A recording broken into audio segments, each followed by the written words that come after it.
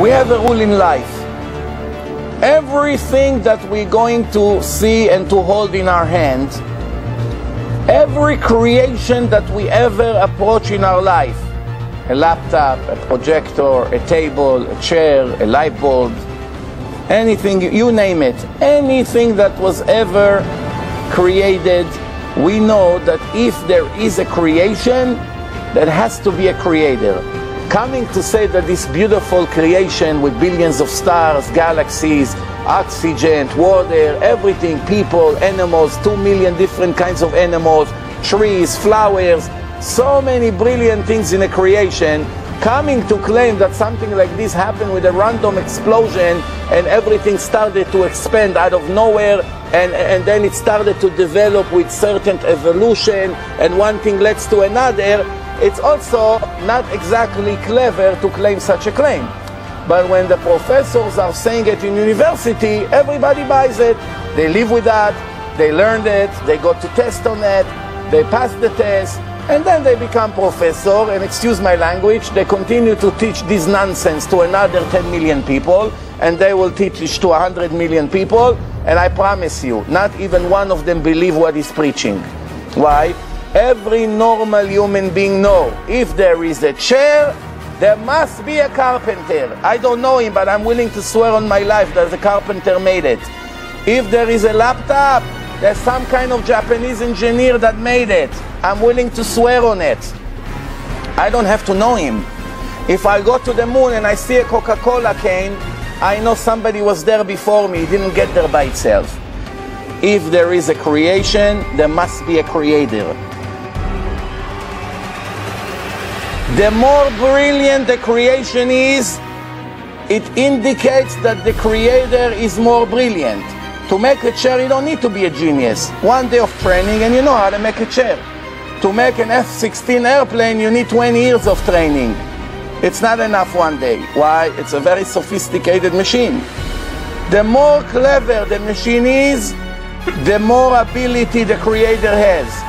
When we review a human brain, we take one brain, size of an apple, 10 trillion connection inside this little piece of jelly, 80% jelly, 20% raw material, 10 trillion connection in this little box. If we take all the telephone companies in the world, include all the satellites, every wire out there, include all satellites of all the countries in the world combined, it's not 1% of the dumbest person in the world. Take the dumbest person in the world, his brain is 100 times greater than all the telecommunication companies, including internet, all over the world. Just one brain of one person. Multiplied by 7 billion people in this generation, go back hundreds of generations before, take millions and millions of different monkeys, take all the 2 million different species, they all have brains, everything is connected, people have feelings, people have memory, everything is very, very sophisticated. Not to talk about the rest of the creation. I'm not even going into the galaxies and all the rest of the movements of all the galaxy, everything is in order, nothing collides, there is a supervision of every inch of the creation. To come and deny it, you can say whatever you want. But let's not fool ourselves. I don't believe there's one person in a history that really believed that everything was made by itself and there's no supervisor. It's not realistic. Did you ever see any creation, point one, ever in history, anywhere in the world, in any culture, in any country, in any language, any kind of creation that was made by anyone that did not have a purpose? If the most sophisticated creation is the world and mainly the human being, and his brain and liver and heart and veins and the nerve system and thousands of different systems in his body, it's a beautiful creation, a great machine with unbelievable abilities. Is it possible that the Creator made the human being without a purpose? Is it possible that he made him just like that for no reason? It's not realistic. There has to be a reason. So that leads us to the next question. What good is the answer that there is a purpose to the life of a human being without knowing what it is.